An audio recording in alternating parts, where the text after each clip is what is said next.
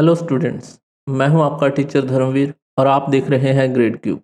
आज मैं 10वीं के मैथ्स का पहला चैप्टर वास्तविक संख्याएं का दूसरा वीडियो लेकर आया हूं। पिछले वीडियो में हमने समझा था कि यूक्लिड विभाजन प्रमेयिका अर्थात यूक्लिड डिवीज़न लेमा क्या होता है। आज हम इसका प्रयोग करके HCF अर्थात महत्तम समापवर्त्य निकालेंगे। तो आइए शुरू करते हैं।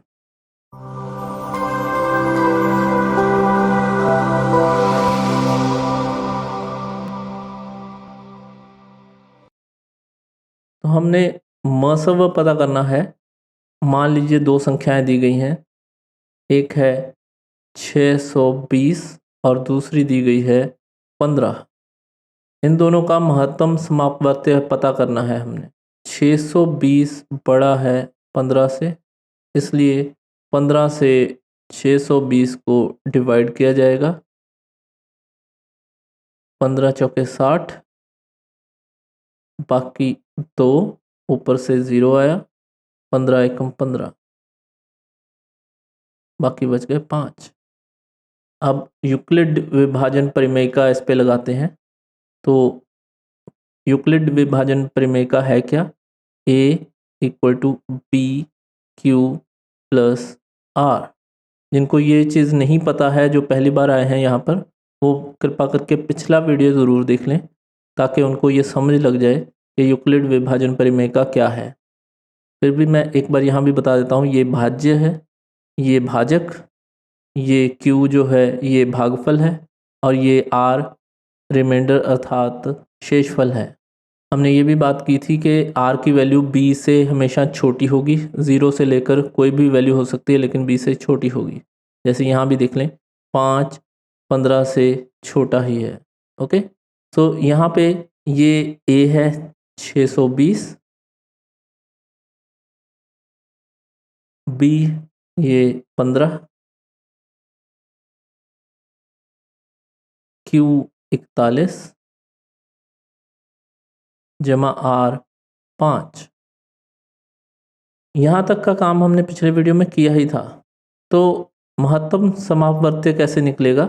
इसके लिए ये स्टेप हमें बार बार करना पड़ेगा जब तक के शेष शून्य नहीं बच जाता। तो बार बार कैसे करेंगे? ये हो गया पहला स्टेप है ना। पहले स्टेप में हमने यूक्लिड विभाजन प्रमेयिका लगा दी है। ओके, अब ये जो शेष है इसका और ये बी, इसका फिर से हम यूक्लिड विभाजन प्रमेयिका इस पे लगाएंगे। तो हमारे पास दो संख्याएं आ गई, 15 बी की वैल्यू और आर की वैल्यू 5। इस पे हम फिर से ये लगाएंगे, 15 बड़ा है 5 से। अब ये हम यहाँ पे भी कर सकते हैं, 15 को 5 से डिवाइड किया जाए, 3 से गया, पूरा पूरा चला गया। इस चीज़ को हम यहीं पे कर सकते हैं। यहाँ पे 15 को हम लेके आते हैं अंदर, ये बन गया 5 3 15, पूरा पूरा चला गया। ओके, तो हम यहाँ पे फिर से स्टेप 2 में ये यूक्लिड विभाजन प्रमेयिका लगाएंगे। इस बार A की वैल्यू है 15, B 5, Q है 3 ये वाला, और R है 0 ये। ठीक है, जब R की वैल्यू 0 आ जाए तो इसका मतलब है कि हमारा काम ख़त्म हो गया है। उस केस में ये जो ये वैल्यू होगी, B की लास्ट वैल्यू जो है वही हमारा मसव है। सो हमारा मसव क्या आ गया? ये आ गया 5। ये आपने किया हुआ है, यहाँ वाला काम ये आपने पिछली क्लासेस में किया हुआ है। तो ये हम यूक्लिड विभाजन प्रमेयिका का ही प्रयोग कर रहे होते हैं। तो यहाँ पे हमने इस तरह से भी लिखना है। क्लियर है? तो ये हो गया। अब इसमें एक चीज़ और आपको बताना चाहता हूँ मैं, वो देखते हैं क्या है। 620 हमारे पास थे, एक था 15, दो संख्याएं थी है ना। अब इसके और इसके अगर हम प्राइम फैक्टर्स अर्थात अभाज्य गुणनखंड बनाए तो क्या बनेंगे? हम 2 से भाग कर सकते, पहली अभाज्य संख्या 2 है तो ये आ गया 3 1 0। फिर 2 से किया, ये बन गया 1 5 5। अब 2 से नहीं जाता, 3 से भी नहीं जाता, क्योंकि ये सम तीनों का आ जाएगा 11, जो 3 से नहीं जाएगा तो 5 से जाएगा, क्योंकि इकाई का अंक 5 है, इसलिए पूरा 5 से चला जाएगा। तो आ गया 5 3 15, 5 एकम 5। आपको पता है 31 ये एक अभाज्य संख्या है। तो 620 के गुणनखंड हो गए 2 गुणा 2 गुणा 5 गुणा 31। क्लियर? ऐसे ही 15 के अभाज्य गुणनखंड, 3 से गया 5, तो ये बन गया 3 गुणा 5। ठीक है जी। अब इसमें से महत्तम क्या होता है, जो कॉमन हो दोनों में, इंग्लिश में कहते हैं HCF। इसका मतलब हाईएस्ट कॉमन फैक्टर, सबसे ज़्यादा जो कॉमन है। तो एक ही चीज़ है जो कॉमन है, ये है 5। ठीक है जी। एक और है, अगर हम वो लिखना चाहें तो वो 1 है, दोनों में है, जिसमें और कोई नहीं मिलेगा उसमें 1 होगा। तो ये 1 और 5 कॉमन है, हाईएस्ट कॉमन फैक्टर है। इसको एक और नाम भी दिया जाता है GCD, ग्रेटेस्ट कॉमन डिविज़र, अर्थात बड़ी से बड़ी संख्या जिनसे दोनों को भाग किया जा सके, तो वो भी वही है। तो इनका MSW क्या आ गया, 1 गुणा 5 अर्थात 5। ठीक है, वही है, लेकिन जो मैं बताना चाह रहा हूँ वो आगे है। अब दूसरी बार जो हमने किया था, उस समय हमने संख्याएं ली थी 15 और 5, है ना। 15 का फैक्टर्स वही हैं, 1 गुणा 3 गुणा 5, और 5 के फैक्टर्स सिर्फ 1 गुणा 5 ही हैं। तो इसमें से भी अगर हमने MSW निकालना हो तो क्या निकलेगा, वो वही 1 कॉमन आएगा, वही 5 कॉमन आएंगे, तो ये बन जाएगा फिर से 1 गुणा 5 अर्थात 5। तो कहने का तात्पर्य ये है कि जो ये A equal to B into Q plus R है, A और B का महत्तम समापवर्त्य अर्थात MSW उतना ही होगा जितना इस B और R का होगा।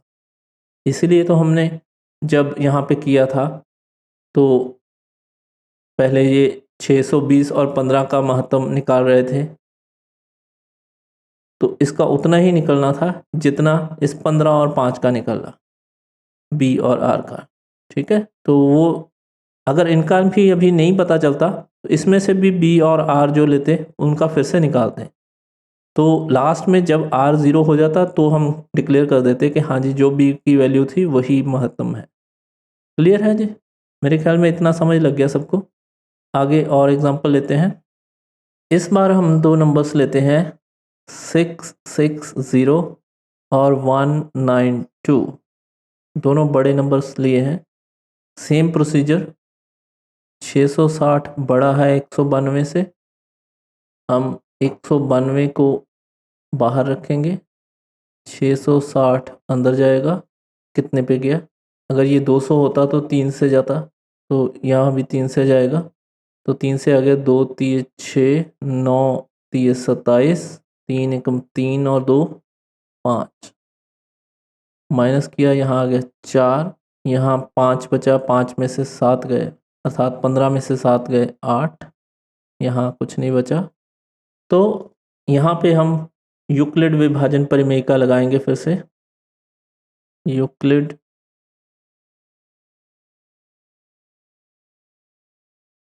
विभाजन परिमेयिका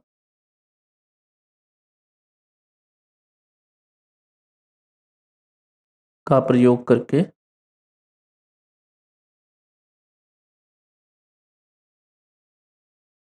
क्या होगा जी, A equal to B into Q plus R लगाएंगे हम। A है यहाँ पे जो अंदर था 660 इक्वल टू B की वैल्यू जिससे डिवाइड किया 192 इंटू क्यू की वैल्यू ये 3 जमा आर की वैल्यू 84। ये हो गया हमारा पहला स्टेप। जो बी और आर है इन पर फिर से यूक्लिड विभाजन प्रमेय का लगाएंगे। तो ये आर बाहर रह गया, बी अंदर जाएगा, 2 से गया, 2 से जाकर कितना आ गया जी 8, 16, बाकी बच गया 12 में से 8 गए 4, ये 8 रह गया, 8 में से 6 गए 2। तो सेकंड टाइम दोबारा यूक्लिड विभाजन प्रमेय का लगाने पर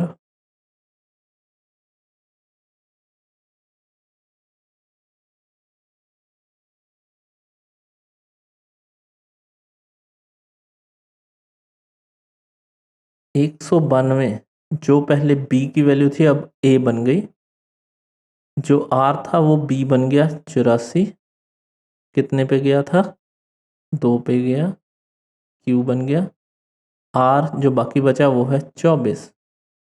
ये स्टेप फिर से दोहराएंगे, तब तक चलता रहेगा जब तक कि हमें यहाँ पे 0 नहीं मिल जाता।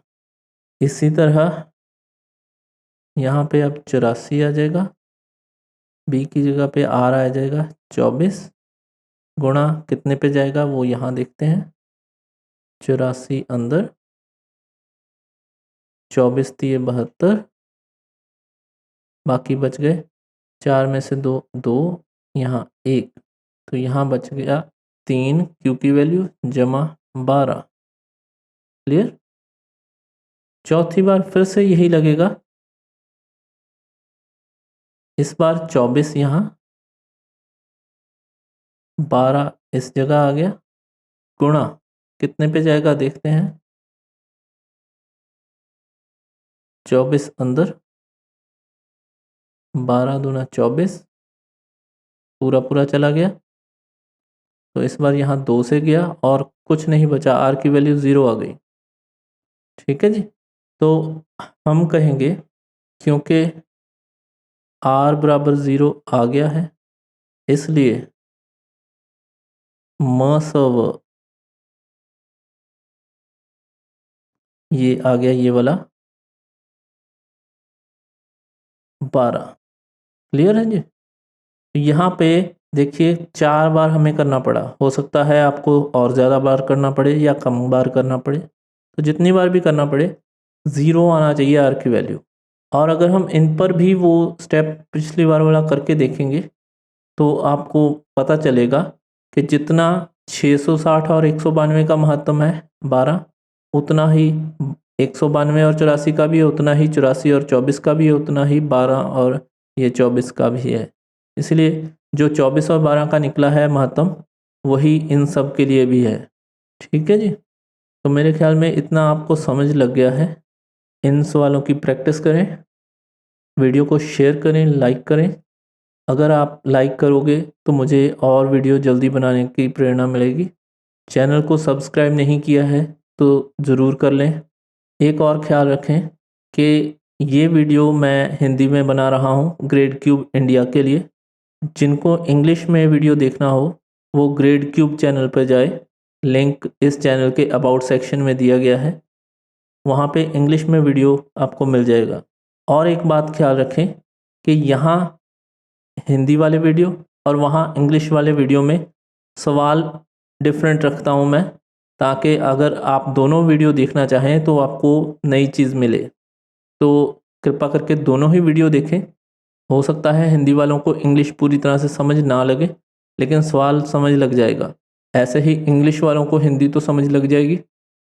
हो सकता है कई इंग्लिश वाले ऐसे हों जिनको हिंदी समझ ना लगती हो, तो फिर भी उनको सवाल समझ लग जाएगा कि क्या करना है।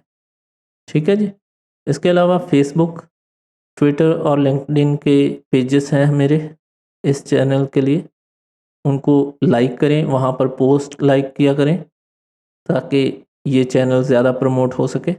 इसके साथ साथ फेसबुक पर एक ग्रुप बनाया गया है, उस ग्रुप में अपने आप को शामिल करें, अपनी प्रॉब्लम्स वहाँ मेरे साथ शेयर करें।